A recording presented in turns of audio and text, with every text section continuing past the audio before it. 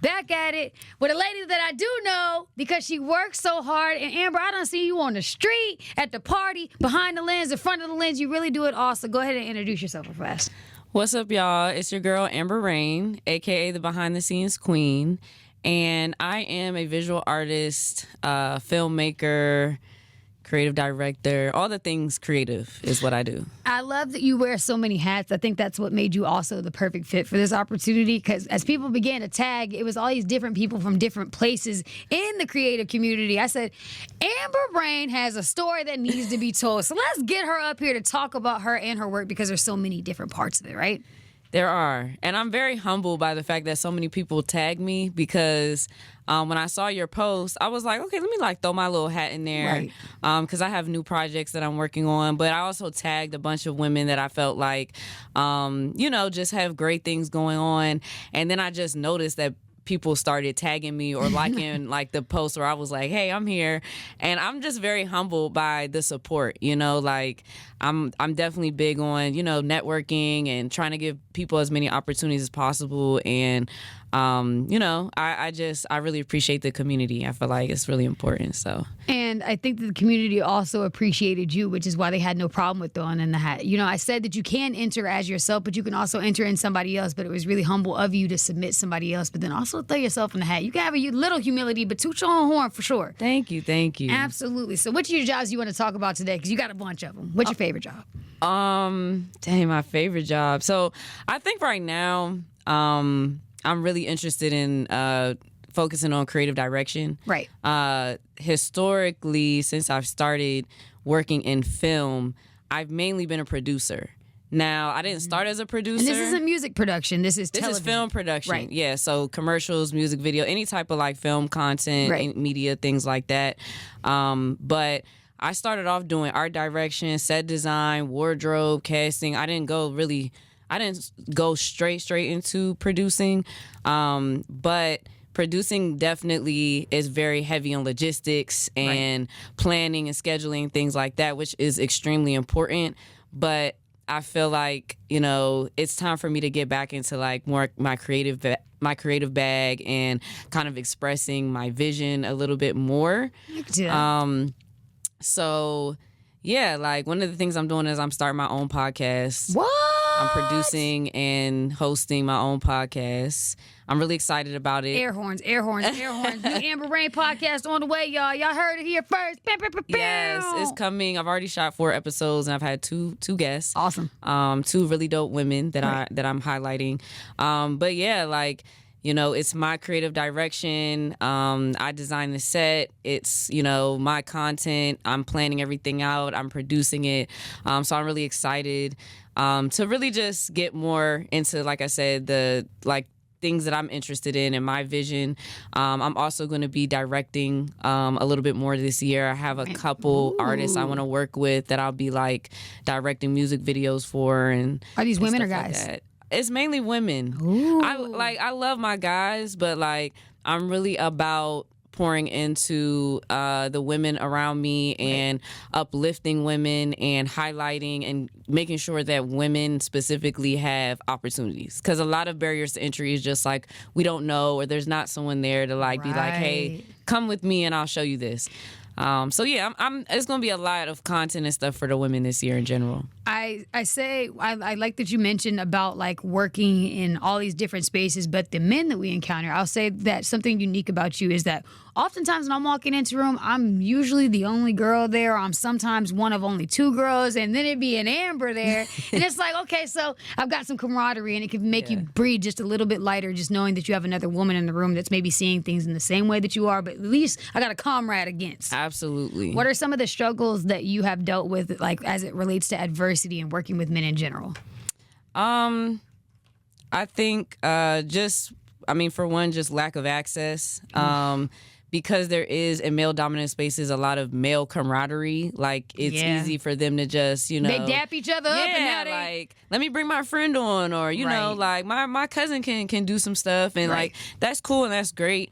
But I think that it makes it easy for women to just be excluded from the spaces. So funny you say that. I think just one of the challenges just getting my foot in the door and just getting access or becoming aware of certain opportunities.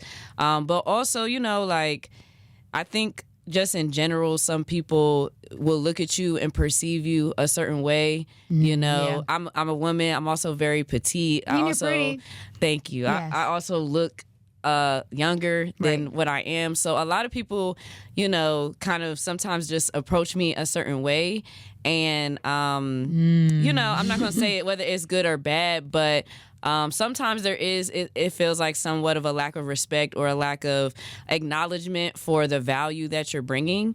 So sometimes that can be a challenge, but I do have to say I've been blessed to work around a lot of men who have a lot of respect for me. They have no problem taking my leadership. And I'm also the type of person, like, I respect people back, like men and women. You get what came back. Yeah, I don't feel the need to, like, degrade or, talk down on a man because I feel like men are putting me in a certain place where, like, everybody deserves respect. Everybody's bringing value. So, sometimes just being seen and, being thought of when opportunities come up can be a challenge. But I'm grateful for everything that, comes my way. Everything that's meant for me is for me. That part. Ooh, what's for her is for her. Give some advice to a young girl here in the DMV that might be trying to do something but is a little too shy to advocate for herself. What advice would you give her? I would say, for one, you just have to know in yourself that you are enough. You are worthy and you are bringing value, to whatever, situation it is. Also, I think, I'm a lot of people probably don't think like this, but I'm like an introverted kind of person. Like, I don't know if I knew that. I feel comfortable around people I'm comfortable with in certain environments. But a lot of times, if I'm not in a familiar space or around familiar people, I tend to be, like, shy and introverted myself. Right. Sometimes you got to fake it. Sometimes you have to just pretend that you have the confidence and put yourself out there and just not be afraid to just try. You know what I'm saying? Like, if you don't ever try, you don't ever put yourself out there, there's nothing that can come from that. Like, closed mouths don't get fed. And it's really, really, like, difficult. Like, it's hard for me to, like, talk to strangers in the network, and, like, half my job as a producer is talking to people I don't know. Of course. But it's something that I've had to challenge myself with that's made me better at communicating with people. So just try to put yourself out there. Don't worry about failing or being embarrassed. Like, every experience that you have is so you're supposed to have it. It's meant for you to learn and grow. So just put yourself out there. Just try. That part. Advocate for yourself and you'll be the change that you want to see. I'm just saying. I want to ask you, what do you need from the community as far as support is concerned? What do you need from the community?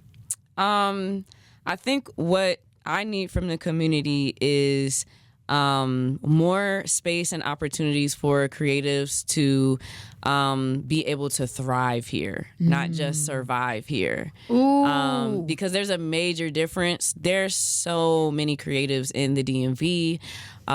There are lots of people who are extremely talented across many different mediums. But I think that,